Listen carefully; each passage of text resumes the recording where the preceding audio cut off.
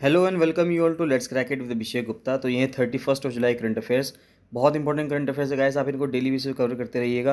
आपको कोई भी डाउट है, कोई भी सजेशन है, उसको कमेंट सेक्शन में कमेंट करके जरूर बताइएगा। वीडियो को लाइक एंड शेयर जरूर कर दीजिएगा और वीडियो को अंत तक जरूर देखिएगा। गाइस बताना चाहूँगा, अगर आपने let's crack it with Abhishek Gupta का यूट्यूब चैनल सब्सक्राइब नहीं किया है तो उसको जरूर सब्सक्राइब कर लीजिएगा। और let's crack it with Abhishek Gupta का फ्री टेलीग्राम चैनल भी है, तो इसको जरूर ज्वाइन कर लेना। इसका लिंक आपको वीडियो के डिस्क्रिप्शन में भी मिल जाएगा।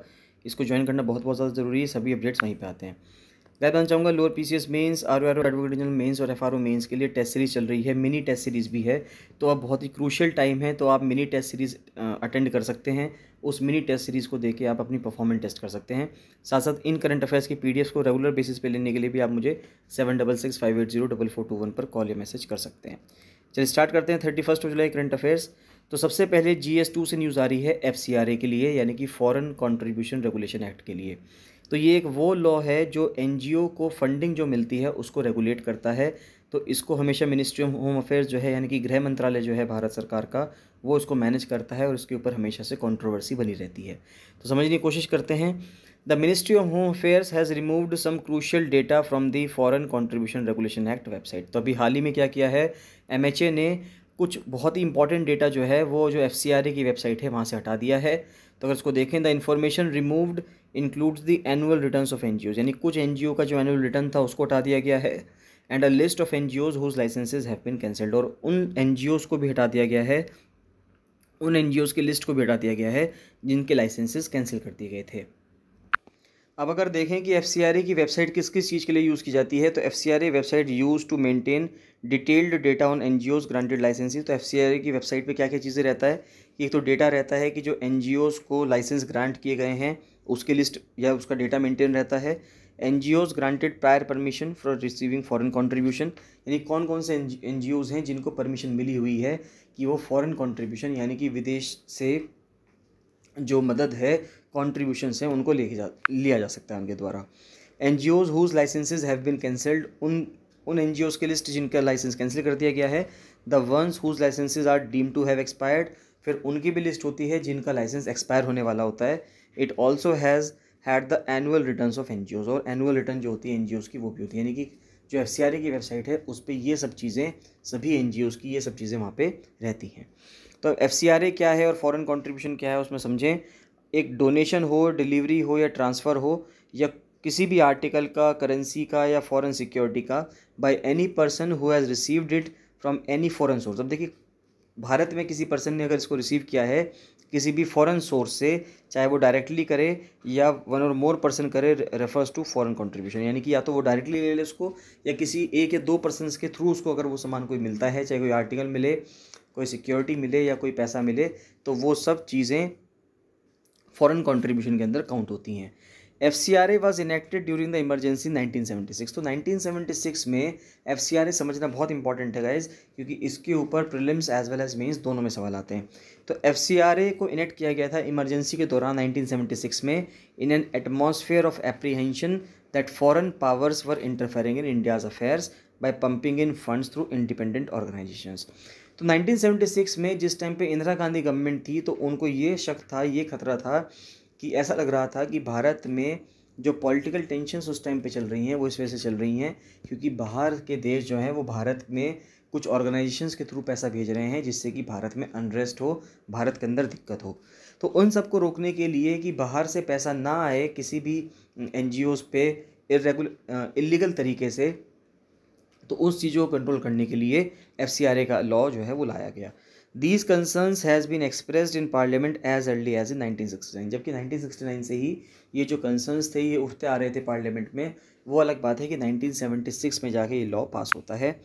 The law sought to regulate foreign donations to individuals and associations so that they functioned in a manner consistent with the values of a sovereign democratic republic and amended if FCRA was enacted under the UPA government in 2010। तो 2010 में जिस time पे UPA government थी उस time पे FCRA को amend किया गया था टू कंसोलिडेट द लॉ को एक कंसोलिडेट करने के लिए, यानी कि एकजुट बनाने के लिए, on utilization of foreign funds की फॉरेन फंड्स का यूटिलाइजेशन कैसे किया जाएगा, and to prohibit their use for any activities detrimental to national interest. और इम्पॉर्टेंट बात यह है कि उसका किसी भी तरह से फॉरेन फंड का ऐसे इस्तेमाल नहीं करना है जिससे कि भारत की जो एकता है, अखंडता है और भारत का जो नेशनल इंटरेस्ट है उस पर खतरा हो, यानी कि राष्ट्रीय हित के लिए हानिकारक किसी भी गतिविधि को मना किया गया है FCRA के कानून के द्वारा।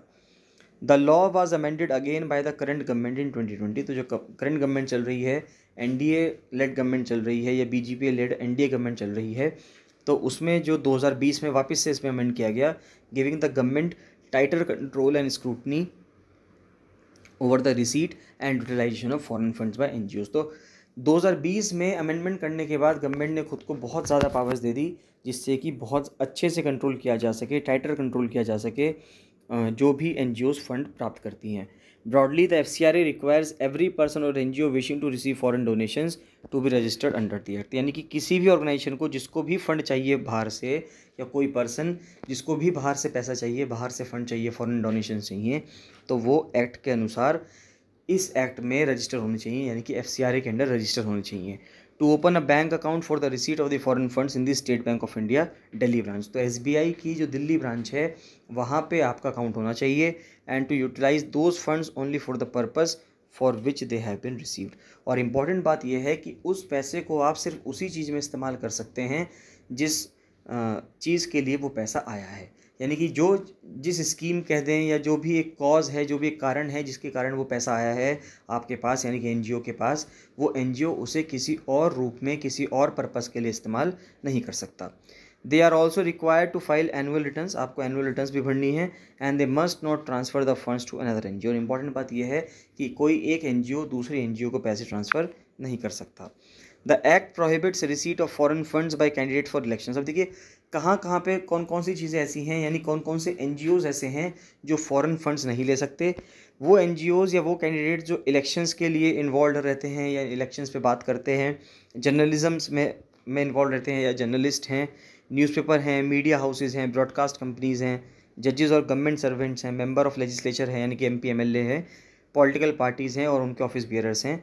ये जितनी भी चीज़ें पॉलिटिकल नेचर की हैं, ये कोई भी FCRA का फंड जो है वो नहीं ले सकती या फॉरेन कंट्रीब्यूशंस नहीं ले सकती। अब आपको समझने वाली बात है, ये सभी लोग बहुत ही इंपॉर्टेंट है किसी भी देश के लिए। तो बाहर का पैसा या बाहर का पैसे का मतलब क्या है, हम समझने की कोशिश करते हैं कि बाहर से कोई पैसा क्यों देगा, यानी कि कोई फॉरेन में बैठा हुआ पर्सन भारत में किसी NGO को पैसा क्यों दे रहा है। वो पैसा इसलिए दे रहा है क्योंकि वो चाहता है कि जो उसकी आइडियोलॉजी है या जिस कॉज़ के लिए वो काम कर रहा है वो भारत में वो काम हो पाए। अगर कोई पॉलिटिकल नेचर की फंडिंग कर रहा है, इसका मतलब ये हुआ कि वो चाहता है कि जो भारत की इस टाइम पे पॉलिटिकल फिगर है या पॉलिटिकल जो चल रहा है, जो पॉलिटिकल सिस्टम चल रहा है, उसमें कुछ चेंज आए। तो उसमें चेंज ना आए या बाहर का इंटरफेरेंस ना हो भारत की पॉलिटिक्स में, इसलिए FCRA को लाया गया था 1976 में कि बाहर के जो लोग हैं वो भारत की जो पॉलिटिक्स है, इंटरनल पॉलिटिक्स जो है भारत की, उसमें दखलंदाजी ना करें। तो for how long is approval granted, यानी एक बार अगर आपको FCRA मिल जाता है तो क्या ये जीवन भर के लिए मिल जाता है किसी NGO को? ऐसा नहीं है, ये कुछ सालों के लिए ही मिलता है, 5 साल के लिए मिलता है। तो once granted FCRA registration is valid for 5 years. तो एक बार अगर मिल जाएगा तो ये आपको 5 साल के लिए वैलिड रहेगा। अगर इसका रिन्यूअल देखें तो NGOs are expected to apply for renewal within 6 months of the date of expiry of registration. तो जैसे जैसे आपका रजिस्ट्रेशन एक्सपायर होने जा रहा होगा किसी NGO का, तो 6 महीने के अंदर अंदर जब आपका एक्सपायरी होने वाली होगी, उसकी 6 महीने के अंदर अंदर आपको NGO के लिए जो अप्लाई है वो रिन्यूअल जो है वो अप्लाई करना पड़ेगा। In case of failure to apply for renewal the registration is deemed to have expired and the NGO is no longer entitled to receive foreign funds. और अगर आपने रीअप्लाई नहीं किया तो यानी कि आपका जो लाइसेंस है वो कैंसिल हो जाएगा और आप फॉरेन कंट्रीब्यूशन नहीं ले पाएंगे फॉरेन फंड्स और utilize its existing funds without permission from the ministry. और बिना मिनिस्ट्री की परमिशन के आप जो एग्जिस्टिंग फंड है, यानी कि जो पैसा आपके पास बचा हुआ भी है आपके अकाउंट में, उसको भी खर्च नहीं कर पाएंगे। यानी उसको भी आप तभी तक खर्च कर सकते हैं जब तक आपका जो FCRA का लाइसेंस है वो आपके पास होना चाहिए। नेक्स्ट आती है GS3 से। अगर हम न्यूज़ देखें तो सबसे पहले साइंस एंड टेक्नोलॉजी से न्यूज़ आ रही है, स्पेस से, कि जो जेम्स वेब स्पेस टेलीस्कोप है, जब उसने सबसे पहले जो भी इमेजेस निकाली हैं तो ऐसे कुछ बहुत ही सुंदर इमेजेस निकाली हैं गैलेक्सीज़ की। तो how James Webb space telescope let's us see the first galaxies in the universe. तो जो पहली बहुत ही पुरानी गैलेक्सीज हैं यूनिवर्स की, तो उनको देखने का मौका मिला है जेम्स वेब स्पेस टेलीस्कोप से। और इससे बहुत ही इंपॉर्टेंट कॉन्सेप्ट भी आज हम समझने की कोशिश करेंगे साइंस एंड टेक का। तो this image released by NASA on 12th July shows the edge of a nearby young star forming region NGC 3324 in the Carina nebula. अब देखिए ये जो इमेज है ये एज को दिखाती है, किनारे को दिखाती है, एक नियर बाय में हमारे जो पास में कोई स्टार बन रहा है, यंग एक स्टार फॉर्मिंग रीजन है इन द कैरिना नेबुला। तो captured in infrared light by the near infrared camera on the James Webb space telescope, this image reveals previously obscured areas of star birth. तो अब इसने क्या कौन से areas दिखाने की कोशिश की है, यानी कि कुछ जो ऑब्सक्योर्ड एरियाज़ हैं, यानी कि वो एरियाज़ जो स्टार बर्थ के लोगों को समझ में नहीं आते, कुछ ऐसे एरियाज़ दिखाने की इसने कोशिश की है। Images such as the one above gives us a chance to see faint distant galaxies as they were more than 13 billion years ago। तो यानी कि 13 बिलियन साल पहले जो गैलेक्सीज हुआ करती थी, तो कुछ वैसी ही गैलेक्सीज को एक बहुत ही जो उनकी धुंधली पिक्चर है, फेंट पिक्चर है, उनको दिखाने की कोशिश किया जाएगा इस टेलीस्कोप के द्वारा। Our universe is bound by the rules of physics. देखिए सिंपल सी बात है, फिजिक्स के रूल से हमारा जो यूनिवर्स है वो बाउंड है, with one of the best known rules being the speed of light. Simple सी बात है, स्पीड ऑफ लाइट सबको बारे में पता ही है कि जिसकी स्पीड जो है 3 लाख किलोमीटर पर सेकंड है, या 3 × 10⁸ मीटर पर सेकंड है। When we talk about light, we are actually referring to all the wavelengths across the electromagnetic spectrum, which travels at around a whopping 3 lakh km per second. Light travels so fast that in our everyday life, it appears to be an instantaneous। अब देखिए light इतनी तेज़ से travel करती है कि light हमें ऐसा लगता है कि वो तो एकदम ट्रैवल कर रही है, उसमें कोई भी लैगिंग नहीं है। Even at these breakneck speeds, it still takes some time to travel anywhere across the cosmos। अब इम्पॉर्टेंट बात यह है कि अगर हम धरती के अंदर देखें तो अगर हम लाइट स्विच ऑन करते हैं हमारे रूम में, तो लाइट वो हमें तुरंत दिख जाती है, क्योंकि उसकी स्पीड इतनी तेज़ है इसलिए वो हमें तुरंत दिख जाती है। लेकिन और डिस्टेंस बहुत कम होता है। लेकिन अगर हम यूनिवर्स के हिसाब से देखें, ब्रह्मांड के हिसाब से देखें, तो वहाँ पे डिस्टेंसेस बहुत ज़्यादा हैं। अगर डिस्टेंसेस बहुत ज़्यादा हैं, फॉर एग्जांपल सूरज में और पृथ्वी में डिस्टेंस इतना ज़्यादा है कि हम ये कहते हैं कि पृथ्वी पे सूरज की रोशनी को पहुंचने में 8 मिनट 20 सेकंड लगते हैं। ये समय तब लगता है 8 मिनट 20 सेकंड जब वो 3 लाख किलोमीटर प्रति सेकंड की स्पीड से चलती है। जब वो 3 लाख किलोमीटर पर सेकंड की स्पीड से चल रही है, तब जाकर उसको 8 मिनट 20 सेकंड लगती हैं, क्योंकि इतना डिस्टेंस है, करीब करीब 150 करोड़ किलोमीटर का डिस्टेंस बैठता है अराउंड इंडिया, धरती और सूरज में। तो when you look at the moon you actually see it as it was 1.3 seconds ago. अब देखिए इंपॉर्टेंट चीज़ क्या है यहाँ से, ये बहुत ही इंपॉर्टेंट कॉन्सेप्ट है, इसको समझने को आपको ज़रूरत है, ये आपकी बहुत ही ज़्यादा जो आपकी समझ है उसको इंक्रीज़ करेगा। अब समझिए, वो ये कह रहा है, राइटर का कहना ये है कि जब आप चंद्रमा को देखते हो तो आप चंद्रमा को जो इस टाइम पे चंद्रमा दिख रहा है एग्जैक्टली वो नहीं होता जो आपने जिस टाइम पे आपने चंद्रमा देखा, और आपने आपकी जो दिमाग है, आपकी जो माइंड है, उसने जो इमेज से आपको समझाने की कोशिश की, आपके माइंड ने आपको बताया, वो तब बताया जब वो 1.3 सेकेंड्स पहले हुआ करता था। कहने का मतलब क्या है कि चंद्रमा से धरती पे लाइट पहुंचने में 1.3 सेकंड लग गए। तो जब आपकी आंखों को दिखा, तो यानी कि चंद्रमा हमें कब दिखा, चंद्रमा जो 1.3 सेकंड पहले हुआ करता था वो हमें दिखा। It's only a tiny peak back in time but it's still the past. अब कहने को तो 1.3 सेकंड कुछ भी नहीं होता, लेकिन अपने आप में वो एक पास्ट है कि आपने जो चंद्रमा देखा वो 1.3 सेकंड पहले का चंद्रमा देखा, क्योंकि हमारी जो आँखें हैं, जो लाइट है वो चंद्रमा से धरती पे पहुंचने में 1.3 सेकंड ले रही है। तो यानी कि हमको 1.3 सेकंड पुराना चांद दिख रहा है, इसका मतलब ये हुआ कि हमें पास्ट दिख रहा है। It's the same with sunlight except the photons, यानी कि light particles emitted from the sun's surface travel just over 8 minutes before the final reach Earth. यानी यही मैंने चीज़ आपको बताई है कि सूरज भी जो हमें दिख रहा है वो 8 मिनट पुराना दिख रहा है, 8 मिनट 20 सेकंड पुराना। Our galaxy the Milky Way spans 1 lakh plus light years. अब देखिए लाइट ईयर्स क्या है, लाइट ईयर्स अपने आप में एक डिस्टेंस की यूनिट है, दूरी की एक यूनिट है। लाइट ईयर का मतलब ये है कि अगर लाइट अपनी स्पीड पे जैसे चलती है 3 लाख किलोमीटर पर सेकंड, एक लाइट ईयर का मतलब ये होता है कि लाइट अगर अपनी स्पीड से 3 लाख किलोमीटर पर सेकंड की स्पीड से 365 दिन ट्रैवल करती है, 365 डेज ट्रैवल करती है, तो वो जितना डिस्टेंस ट्रैवल कर लेगी, जितना किलोमीटर डिस्टेंस ट्रैवल कर लेगी इस टाइम में, उसको हम लाइट ईयर कहते हैं। And the beautiful newborn star scene in JWST's Carina nebula image are 7500 light years away. इसका मतलब ये है कि अगर आप लाइट की स्पीड से भी ट्रैवल करेंगे तो आपको 7500 साल लग जाएंगे इस नेबुला तक पहुंचने में, जो जेम्स वेब स्पेस टेलीस्कोप ने देखा है। तो लाइट ईयर का मतलब ये है कि अगर हम लाइट की स्पीड से चलते हैं तो लाइट ईयर का मतलब ये है कि एक लाइट ईयर को ट्रैवल करने में, यानी कि 1 लाइट ईयर का कहने का मतलब ये है कि अगर आप लाइट की स्पीड से ट्रैवल करेंगे तो आपको 1 साल लग जाएगा। तो 7500 लाइट ईयर्स का मतलब ये है कि अगर आप लाइट की स्पीड से ट्रैवल करेंगे तो आपको 7500 साल लग जाएंगे वहाँ तक पहुँचने में। In other words, this nebula as pictured is from a time रफली 2000 years earlier than when the first image writing is thought to have been invented in ancient Mesopotamia. अब इम्पॉर्टेंट चीज़ यहाँ पे देखिए समझने की बात क्या है, अभी जो हमने मून से और जो सन से समझा वो यहाँ से समझिए। हम ये कह रहे हैं कि मून जो हमें दिख रहा है वो 1.3 सेकंड पुराना दिखता है, पास्ट का दिखता है, क्योंकि उसको 1.3 सेकंड लग रहे हैं लाइट को वहाँ से हमारी आंखों तक पहुँचने में, धरती तक पहुँचने में। उसी प्रकार से अगर हम सन को देखें तो सन से हमें 8 मिनट 20 सेकंड लग रहे हैं। उसी हिसाब से अगर हम देखें तो ये जो नेबुला है इसमें कम से कम 2000 साल लगेंगे, 2000 साल earlier than when the first ever writing is thought. अब देखिए पहली राइटिंग जो करी गई थी वो अराउंड बहुत पुराने, अगर हम ऋग्वैदिक टाइम्स में देखें तो उस टाइम पे की गई थी, यानी कि 5000 BC के आसपास, या 5000 BC, या अगर हम देखें 3000 BC के आसपास देखें तो राइटिंग्स की गई थी, या 3000 BC से भी 2000 साल पहले देखें तो 5000 साल पहले, यानी कि टोटल करीब 7000 साल पहले हो गया कि जो हम देख रहे हैं वो हमें 7000 साल पुराना दिख रहा है। क्योंकि मैंने यही बताया कि अगर हमें मून दिख रहा है तो मून हमें 1.3 सेकंड पुराना दिख रहा है, क्योंकि 1.3 सेकंड लगे उस लाइट को हमारी आंखों तक पहुंचने में। तो इस नेबुला की रोशनी को धरती तक पहुंचने में कितना समय लग जाएगा? 7000 साल लग जाएंगे। तो यानी कि जिस टाइम हम उसे देखेंगे तो वो लाइट 7000 साल पहले निकल चुकी होगी, तो जाके आज हमें दिख रही है। तो यानी कि हमें वो 7000 साल पुराना दिख रहा है।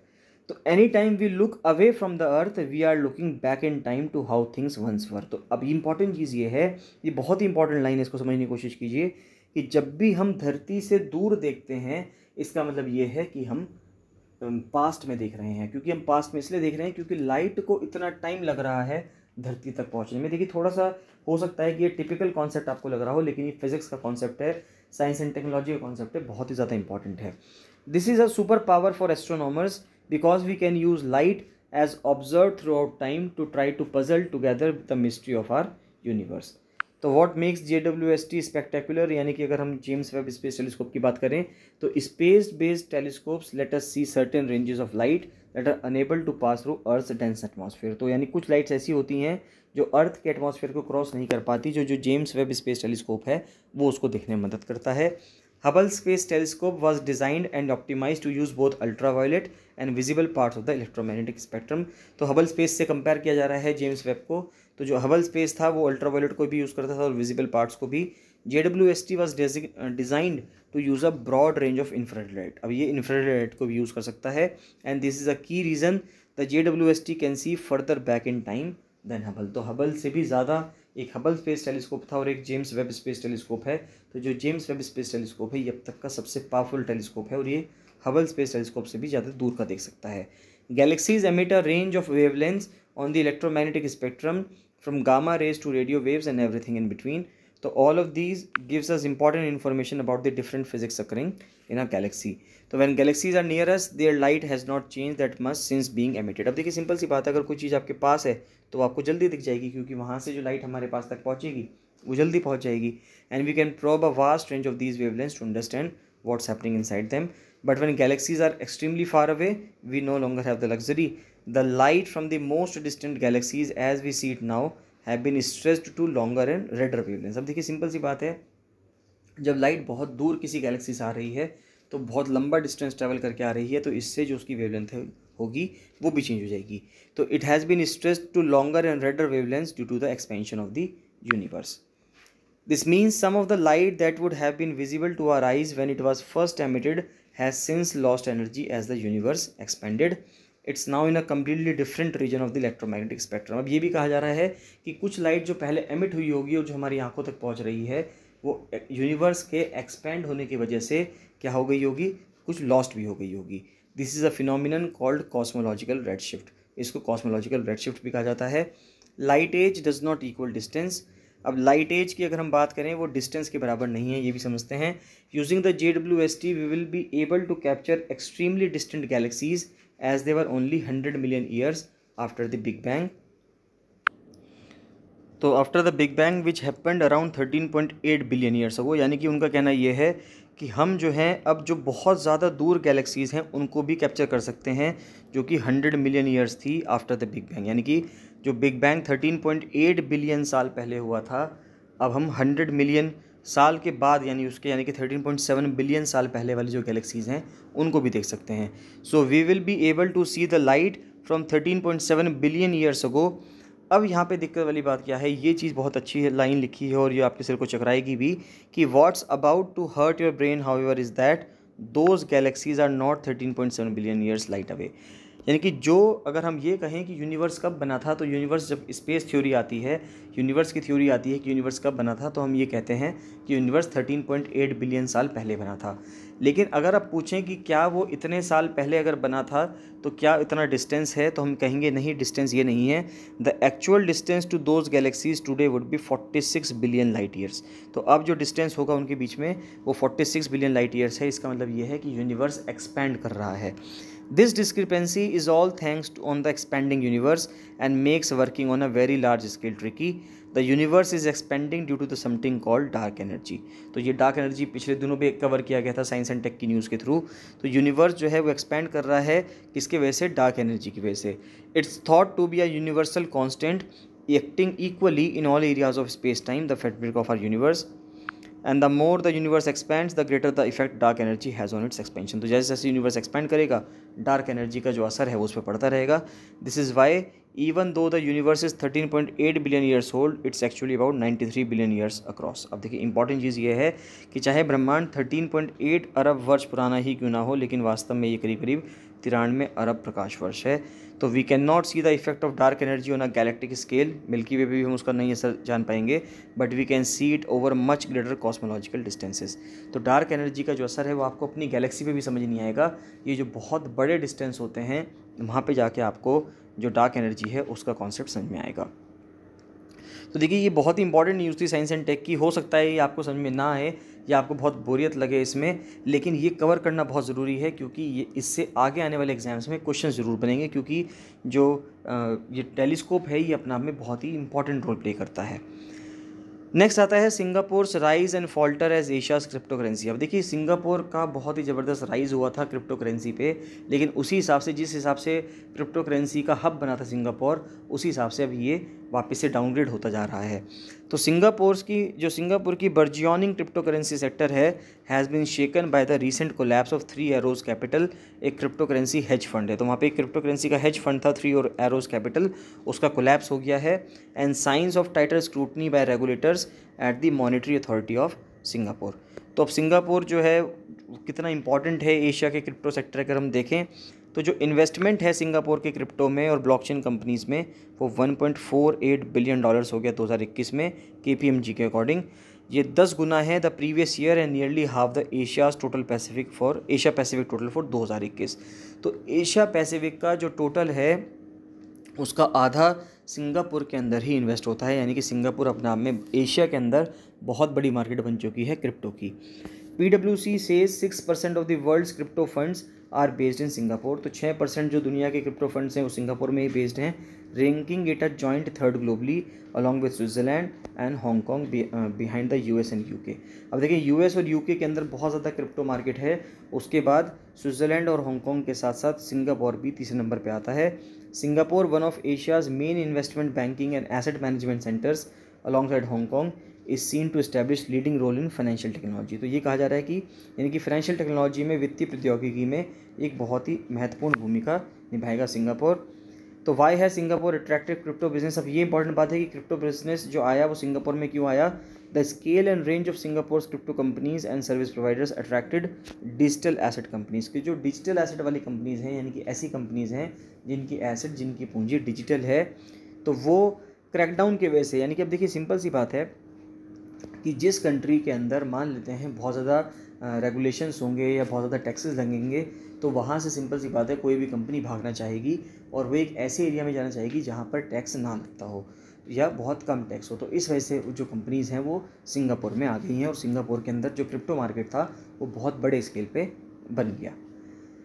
नेक्स्ट आता है वापस साइंस एंड टेक की न्यूज़ आ रही है लेवेंडर स्केयर के ऊपर। तो लेवेंडर स्केयर क्या है, क्वेश्चन पूछा जा सकता है कि अभी रिसेंटली ये न्यूज़ में था लेवेंडर स्केयर, ये किस चीज़ से डिनोट करता है, किस चीज़ से रिलेट करता है। तो लेवेंडर स्केयर जो है अपने आप में एक 1960s का एक फिनोमिना था जब नासा बना था अमेरिका के अंदर। तो उसमें ये देखा गया था कि नासा के अंदर कोई भी जो मैन है और विमेन है, उसके अलावा जो ट्रांसजेंडर पर्सन्स होते हैं या वो पर्सन जो मैन और विमेन ना होके कुछ और अपने आप को रिप्रेजेंट करते हैं, तो उनको नौकरी पे ना रखा जाए या उनको वहाँ से निकाल दिया जाए। तो कॉन्टेक्स्ट अगर हम देखें तो James Webb image reignites calls to rename telescope amid links to LGBT abuses, यानी कि जो लेस्बियन, गे, बाइसेक्सुअल, ट्रांसजेंडर जो अब्यूजेस हैं उसको लेके ये बात की जा रही है। और जेम्स वेब का नाम इसलिए दिया जा रहा है क्योंकि उस टाइम पे जो नासा के डायरेक्टर हुआ करते थे वो जेम्स वेब हुआ करते थे। तो अबाउट द न्यूज़ देखें तो NASA's James Webb Space Telescope, which will show the clearest ever images of the universe, is set to bring about a change in the way we perceive space. However, the telescope's name has come under intense criticism. तो telescope का जो नाम है उसके ऊपर काफ़ी विवाद चल रहा है। टेलीस्कोप को नाम रखा गया था जेम्स वेब के ऊपर, जो कि यूएस स्पेस एजेंसी जो नासा है जिन्होंने चलाया उसको 1961 से लेकर 1968 तक, जिसमें कहा जाता है कि उनके ऊपर लेवेंडर स्केयर का जो टैग है या लेवेंडर स्केयर के लिए जो वो रिस्पॉन्सिबल माने जाते हैं उनको माना जाता है। तो ये लेवेंडर स्केयर क्या है अगर समझते हैं, the lavender square was the marginalisation of the LGBTQ employees working in the US governments offices during the 1950s and 1960s। तो LGBT एम्प्लॉयज़ जो काम कर रहे थे US गवर्नमेंट के ऑफिसेज में 1950s 1960s में, तो ये उनके लिए है कि उनको मार्जिनलाइज कर दिया गया और धीरे धीरे उनको नौकरियों से निकाल दिया गया। It is often described as a witch hunt where those suspected of being from the LGBTQ community were fired from their jobs। तो उस टाइम पे एक ऐसा माहौल बना था यूएसए के अंदर, अगर कोई भी पर्सन, कोई भी एम्प्लॉय पाया जाता था कि वो LGBTQ कम्युनिटी से बिलोंग करता है, यानी कि लेस्बियन है, गे है, बाइसेक्सुअल है, ट्रांसजेंडर है या क्वीर है, अगर कुछ भी ऐसा है तो उसको नौकरी से निकाल दिया जाएगा।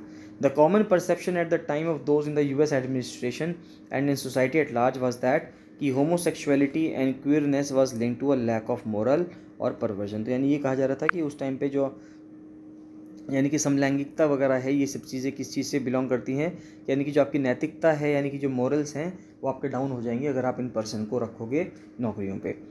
तो how James Webb is related with lavender square अगर देखें तो जेम्स वेब उस टाइम पे हेड हुआ करते थे नासा के। तो ये कहा जाता है कि उन्होंने जो नासा के अंदर उस टाइम पे जो ऐसे लोग थे जो LGBTQ कम्युनिटी से बिलोंग करते हैं उनको आइडेंटिफाई करने में मदद की थी। 2021 में 4 astronomers in the US wrote about the demand for renaming the telescope in the Scientific American. There is also an argument that Webb did not personally seek to remove the employees but was merely following a government directive। अब देखिए अलग अलग narrative है, कुछ लोगों का कहना ये है कि वो किसी की बात मान रहे थे, कुछ लोगों का कहना ये है कि वो प्रोएक्टिवली उसमें इन्वॉल्व थे।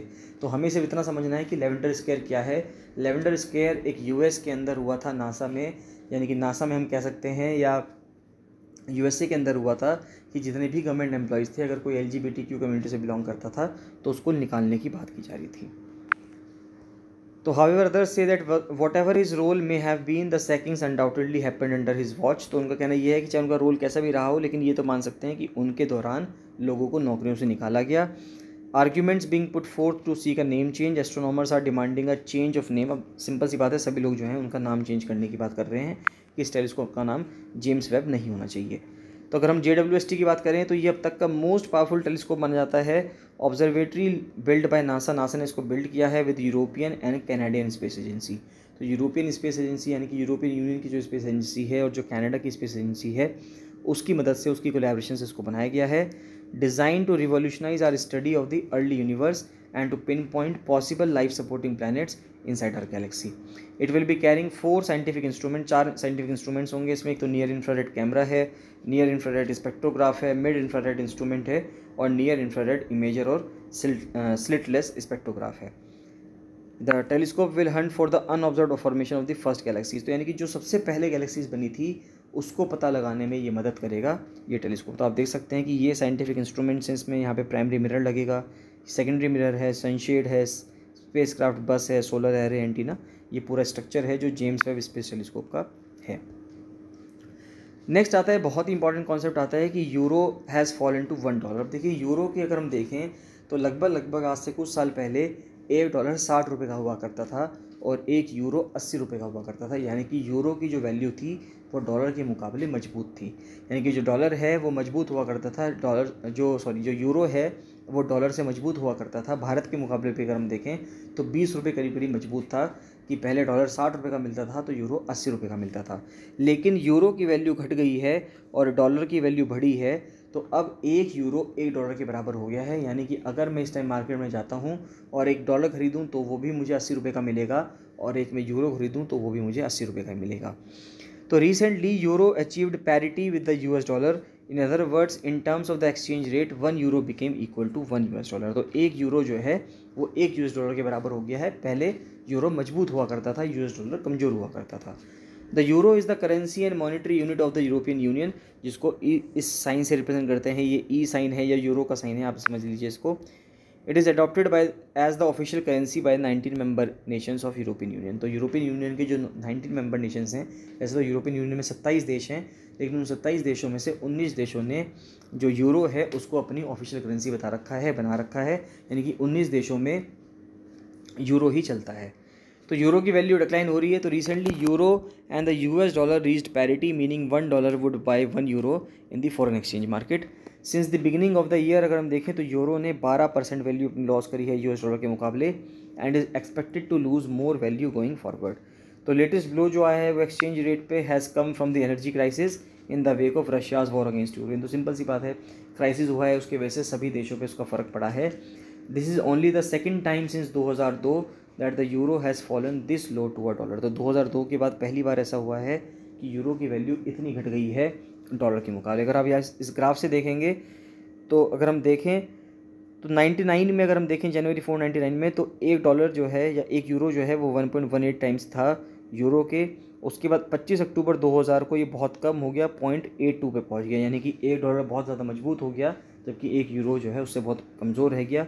और 2008 में देखें, 2008 में बहुत ज़्यादा वैल्यू स्ट्रॉन्ग हो गई थी यूरो की, वो 1.5988 टाइम्स हो गया था 1 डॉलर के मुकाबले, और वापस से 12 जुलाई 2022 को ये 1.004 हो गया है, यानी कि लमसम बिल्कुल आप कह सकते हैं कि 1 डॉलर और 1 जो यूरो है ये दोनों आपस में बराबर हो गए हैं।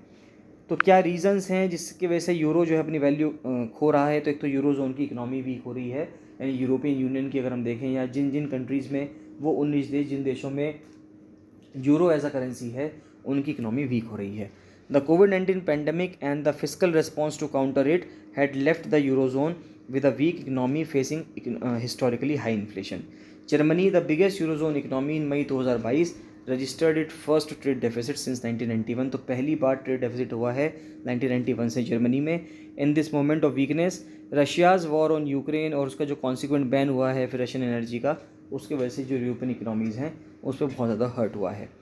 और देखा जाए तो यूरोप जो था ज़्यादा से ज़्यादा कम्प्लीटली अगर हम देखें तो वो डिपेंडेंट रहा है रशियन ऑयल और गैस पे, और जब रशिया ब्लॉकेड लगा रहा है, अपनी ऑयल या गैस नहीं दे रहा है, तो यूरोपियन यूनियन की जो इकनॉमी है वो बहुत ज़्यादा वीक होती जा रही है। The unprecedented spike in energy prices has created a cost of living crisis for common people. तो कॉमन लोगों के लिए, आम आदमी के लिए वहाँ पे रहना बहुत ज़्यादा मुश्किल होता जा रहा है, क्योंकि चीज़ों के जो दाम हैं वो बहुत तेज़ी से बढ़ते जा रहे हैं। It also raised questions in the minds of investors about the viability of future investments in the eurozone. कई कंपनीज जो हैं वो प्लान कर रही हैं to shift their base to the US, which is far more independent in energy terms. The difference in the monetary policy response between the US and European central banks, अगर देखें तो कि क्या मॉनेटरी पॉलिसी में difference रहा है US में और यूरोपियन सेंट्रल बैंक्स में, अगर उसको देखें, the US federal reserve has made it clear that it will not stop until inflation, जो कि मल्टी हाई डेकेड पे था, उसको वो 2% पे लिया है। देखिए यूएस फेडरल रिजर्व अगर हम देखें तो यूएस फेडरल रिजर्व वो सेंट्रल बैंक है यूनाइटेड स्टेट्स ऑफ अमेरिका का, जिस तरह से भारत में आरबीआई है। तो आरबीआई ने जैसे अपने यहाँ पे भारत में इन्फ्लेशन की दर 4% रखी है, और उसमें ±2% हो सकता है, यानी कि 2% से लेकर 6% तक की विंडो है हमारे यहाँ। उसी प्रकार से यूएसए में यूएस फेडरल रिजर्व चाहता है कि उसके यहाँ इन्फ्लेशन 2% तक रहना चाहिए, 2% से आगे नहीं बढ़ना चाहिए। तो वहाँ पर अभी इस टाइम पे इन्फ्लेशन 9% को भी पार कर गया था, 9.4 9.6% था। तो इतना ज़्यादा इन्फ्लेशन था, और जो लिमिट 2% है, तो यूएस फेडरल रिजर्व का कहना यह है कि वो तब तक काम करता रहेगा जब तक वो यूएस का जो इन्फ्लेशन रेट है उसको 2% तक ना ले आए। As such the Fed is aggressively raising interest rates even if that brings in a recession. तो फेडरल रिजर्व जो है वो इस तरह से काम कर रहा है, चाहे रिसेशन ही क्यों ना आ जाए, मंदी ही क्यों ना आ जाए, लेकिन वो इस तरह से इंटरेस्ट रेट बढ़ा रहा है जिसके वजह से जो डॉलर है वो मजबूत होता जा रहा है, और वो चाह रहा है कि उसका जो इन्फ्लेशन रेट है वो कम हो जाए। The ECB bye contrast has not moved, यानी कि अगर हम यूरोप का जो बैंक देखें, यूरोपियन सेंट्रल बैंक देखें, तो वो उसने मूव नहीं किया है। Faced with the scenario where raising interest rates in order to control inflation may dampen the economic recovery, ECB has not raised rates. अब यानी कि यूरोपियन सेंट्रल बैंक की बात करें तो उसने रेट्स नहीं बढ़ाए हैं, उसने रेट्स नहीं बढ़ाए हैं सिर्फ इस डर से कि इसके वजह से रिसेशन ना आ जाए। This has created another big reason for the money to flow out to the US because it offers better returns for investment. अब जैसे जैसे इंटरेस्ट रेट बढ़ा रहा है फेडरल रिजर्व, तो सभी लोग ये कोशिश कर रहे हैं कि वो अपना पैसा US के मार्केट में लगाएं, क्योंकि इसके वजह से उनको इंटरेस्ट बढ़िया लगेगा या बढ़िया मिलेगा। तो वो इस वजह से यूरोप का मार्केट हो, चाहे भारत का मार्केट हो, चाहे किसी भी देश का मार्केट हो, वो उसको छोड़ के जा रहे हैं और US में जा रहे हैं, क्योंकि US का फेडरल रिजर्व बहुत ही हाई इंटरेस्ट पे कर रहा है। और फिर एक रीज़न तो आता ही है कि रशिया ने जो यूक्रेन पर इन्वेजन किया है, जो हमला किया है, उसके वजह से भी वहाँ की जो यूरोप की जो इकोनॉमी है वो बहुत ज़्यादा वीक हो गई है। The value of euro has been affected by the uncertainty in energy supplies in the wake of Russia's invasion of Ukraine. तो रशिया ने जो इन्वेजन किया है यूक्रेन का, उसमें बहुत बुरा असर पड़ा है। और रुपी पे इम्पैक्ट अगर हम उसका देखें तो many experts believe that if the euro continues to stay weak and trend below parity it will also take the rupee down with it. अब देखिए, अगर यूरो कमज़ोर होता रहेगा तो सिंपल सी बात है, यूरो कमज़ोर तब होगा जब डॉलर बढ़ेगा। तो अगर डॉलर बढ़ रहा है तो इसका मतलब रुपये भी घटेगा। In other words, if the euro continues to weaken the rupee which is already just a whisker away from 80 to $1 will further weaken against the dollar. This is because the euro has immense trade linkages with India. और important बात यह है कि euro का अगर हम देखें तो यूरोप का बहुत ज़्यादा ट्रेड होता है भारत से। तो अगर यूरो कमज़ोर होगा तो भारत का रुपये इसलिए कमज़ोर होगा क्योंकि यूरो जो है वो बहुत ज़्यादा आता है भारत के अंदर as a foreign exchange reserve. तो जब वो फॉरेन एक्सचेंज रिजर्व के रूप में आता है और वो उसकी वैल्यू कमज़ोर होगी तो ऑटोमेटिकली जो भारत का रुपया है उसकी वैल्यू भी कमज़ोर होगी।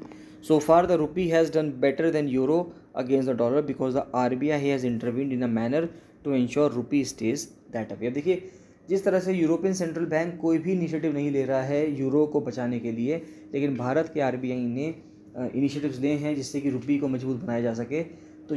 तो हम देख सकते हैं कि यूरो के कंपैरिजन में रुपये की वैल्यू कम गिरी है, यूरो ज़्यादा गिरा है, जबकि रुपये की वैल्यू जो है वो इतना ज़्यादा नहीं गिरी है। In fact, the Indian rupee, despite its continued weakness, has shown more resilience against the dollar than most other currencies. तो सभी करेंसीज के मुकाबले ज़्यादा रेजिलियंस शो करा है रुपये ने।